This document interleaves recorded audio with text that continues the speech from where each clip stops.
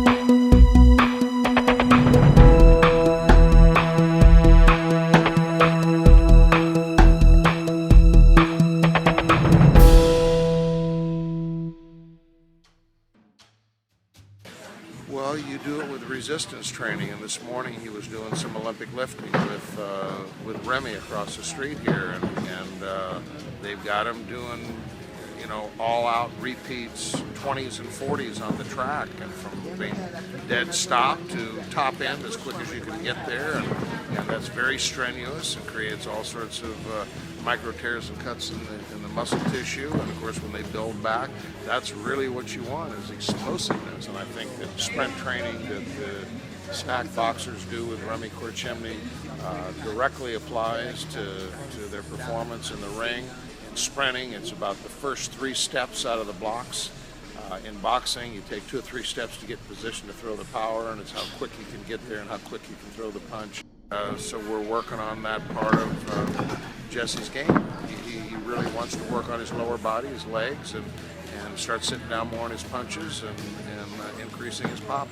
Yeah, well, after the experience settling in, you know, I have more experience, more knowledge. It seems like I've always been able to adapt in the ring, but now I'm able to do it with ease now. You know, just it's always in my comfort zone. I'm either having fun, literally, I'm having fun in the ring. I mean, my last fight, I was having fun. I mean, I love this sport, you know, so it's like playing soccer, playing football, you know, and I was just in there with a talented fighter, and I was just trying to be a step ahead of him, you know, and trying to show him that I was better. You know, that competitive instinct is always in me. There's a lot of room for improvement. You know, we're going to continue to absorb as much knowledge as we can and continue to improve. You know, whether it's in the body, focusing on top, getting headshots in, counter punching. It's really about, you know, looking at his entire game and trying to figure out where he needs to strengthen the links in his chain. Yeah, I mean, it's a new strategy for me. You know, it's a new exercise. I do some weightlifting back home, but this is totally different. It's a great experience, and I'm working out my muscles, different muscles that I've never worked before. It's definitely very beneficial. The last fight I helped him in terms of the blood testing and the nutritional aspect and cutting weight and hyperhydration before the fight. This time we'll get a full camp with him, and I'm excited to have him here, and the team's excited, and I think Jessie's excited to be here. Feels great, man. You know, after a couple of days, you wake up every morning saying, you wake up, you say, well, I'm a champion. I'm a champion. You know, you waited for it so long, you know, so many years. With it finally being here, you wake up the first couple of days just recognizing that you're finally a champion, and of course with a big smile.